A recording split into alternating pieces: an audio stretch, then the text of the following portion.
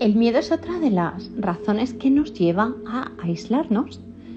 Cuando mi marido Steve leyó esta sección sobre los otros, negó con la cabeza y dijo: sí, estos son los problemas por los que juzgamos y culpamos a la gente. Pero se quedó pensando durante un minuto y añadió: ¿y qué pasa con esas cuestiones por las que realmente no culpamos a nadie, pero nos asustan y nos hacen huir despavoridos en dirección contraria? Sé exactamente a qué se refería. A veces no le damos la espalda a la gente porque sus experiencias estén estigmatizadas o resulten socialmente inaceptables, sino simplemente porque nos dan demasiado miedo. Mi historia sobre la unidad de cuidados intensivos neonatal es un buen ejemplo. La primera vez que tomé conciencia de que mi propio aislamiento se basaba en el miedo fue durante la residencia de Steve, que tuvo que pasar un mes entero en la UCI neonatal y por las noches me contaba historias que había oído allí.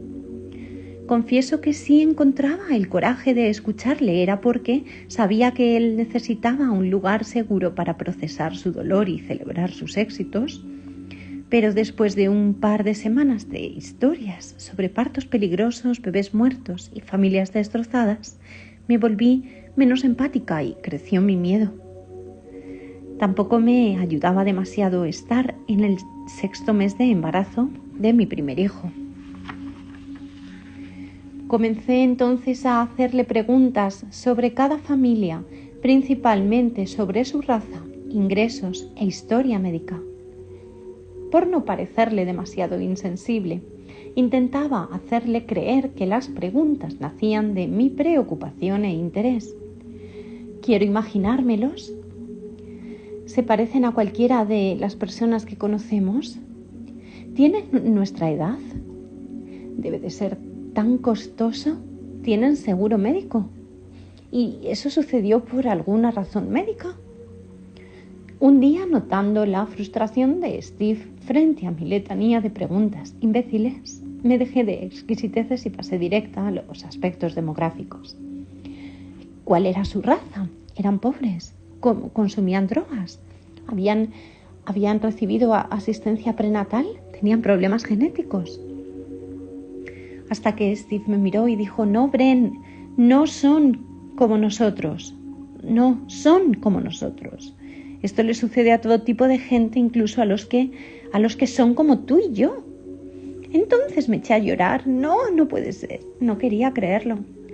Deseaba recurrir a todos los sistemas de diferenciación existentes para separarme de esos otros.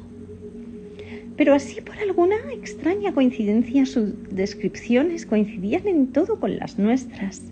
Yo pasaba al siguiente paso, por si acaso. Bueno, pues entonces, ¿qué hicieron mal?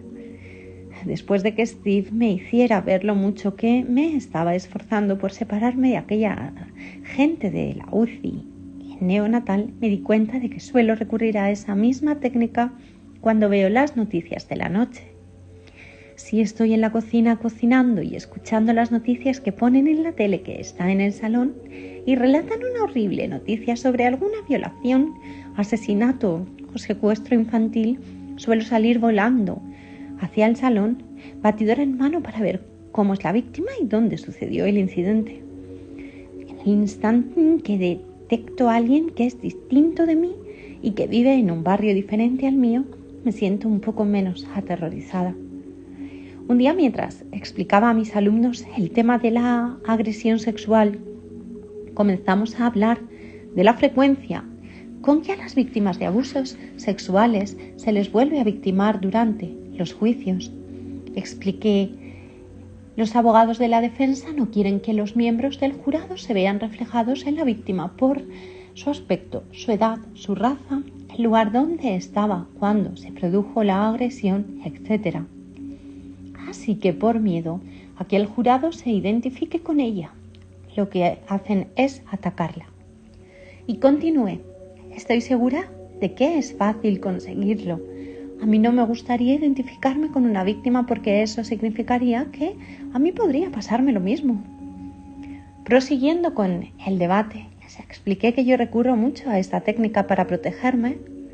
Y si no, y uno a uno los alumnos reconocieron hacer lo mismo y contaron sus propias experiencias sobre cómo y cuándo se aíslan frente al miedo. Desde un aula resulta fácil indignarse porque a los supervivientes de una agresión sexual, incluso aunque se trate de niños, se les echa la culpa y se les aísle cuando sufren un abuso. Pero en realidad, casi todos ponemos en práctica esta separación día tras día. Desafortunadamente, tal como reconocimos al descubrirnos en la lista de los otros, la mayoría de nosotros experimentará una pérdida o un trauma que a otras personas les resultará difícil y atemorizante. Si nos pasamos la vida aislándonos constantemente de las personas que sufren e intentan superar grandes pérdidas, ¿qué sucede cuando nos pasa algo a nosotros? Creo que la mayoría nos volvemos en nuestra propia contra y nos castigamos con frecuencia y con frases como ¿qué hice para merecer esto? ¿Por qué yo? ¿Esto me pasa porque hice algo malo o equivocado? Veréis, si nos hemos convencido de que cosas como estas no les pasan a las personas como yo, cuando sí nos pasan, pensamos que hemos hecho algo terriblemente mal. Algo que ha provocado que nos echaran a patadas del grupo, que nos mantenía a salvo, el mítico grupo que siempre escapa a las tragedias. Por eso las personas que sobreviven al cáncer, las mujeres que sufren abusos sexuales, los alumnos que alguna vez vivieron en la calle, los padres que han perdido hijos y las familias que han sufrido actos de violencia suelen decirme dos cosas. Antes de que me sucediera, nunca había imaginado que pudiera pasarme a mí. Esas cosas solo les pasaban a los demás y nunca se sabe, puede sucederle a cualquiera. Simplemente quiero estar junto a quienes están pasando por lo mismo. Es duro. No queremos conectar con las personas que sufren, en especial si creemos que se merecen ese sufrimiento o si su angustia nos asusta demasiado. No queremos abrirnos frente a nadie. Nos parece arriesgado. Creemos que simplemente por relacionarnos con ellos podríamos acabar en el mismo saco de los otros, o nos veríamos obligados a admitir que la gente como nosotros también le pasan cosas malas. Siempre oigo la misma frase en boca de las mujeres que están dispuestas a conectarse con los demás. No es fácil. Las que llevan platos de comida a los que sufren mientras los demás están cotilleando y juzgando, o las que se enfrentan a su propio temor para reconfortar a otra persona, no son superhéroes. Son mujeres comunes y corrientes que a veces se obligan a sí mismas a hacer esas cosas. No siempre les vale de forma natural, pero todas confirman que con la práctica les resulta cada vez más sencillo. Mi madre es una de esas mujeres. Yo tengo recuerdos muy vividos de ella acompañando a vecinos en crisis. Y no se trataba de crisis aceptables. Yo crecí en las afueras y créeme, fuimos testigos de algunos acontecimientos muy traumáticos que no encajaban con la vida perfecta que se suponía que todos estábamos viviendo. Incluso recuerdo que a veces me sentía avergonzada porque era mi madre quien llevaba un plato de comida a la persona de la que todo el mundo estaba hablando. O era la que invitaba a cenar a casa a la familia pobre o sobre la que circulaban rumores horribles. Yo no lo entendía. Ahora sí. Mi madre se crió cumpliendo varios de los criterios de la lista de los otros.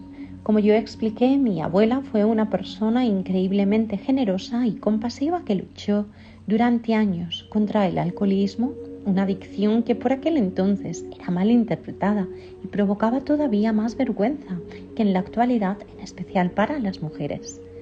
Y por si eso fuera poco, se divorció de su marido, mi abuelo, cuando mi madre estaba en tercero de primaria. Mi madre siempre nos habló abiertamente sobre lo difícil que le resultó conciliar su vida con las expectativas sociales y comunitarias que definieron los años 50.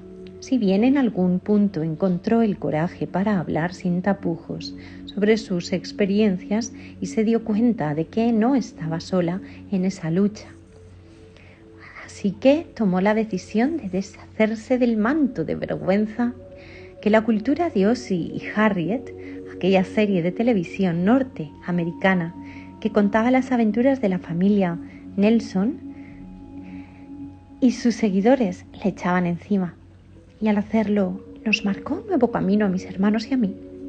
E incluso ahora, mientras me hago mayor y las cosas difíciles parecen estar sucediéndole cada vez con más frecuencia a la gente que me rodea, a veces se me hace muy cuesta arriba aceptarlo. Y como no podía ser de otra manera, llamo a mi madre. Ella continúa repitiéndonos lo mismo a mi hermano, a mis hermanas y a mí. Id al funeral. Llevad algo de comer cuando los vecinos estén cotilleando y espiando por las persianas. Entrad en trance si hace falta, pero coged el coche y presentaos allí. Escribid exactamente lo que queréis decir, coged el teléfono y llamad sin falta.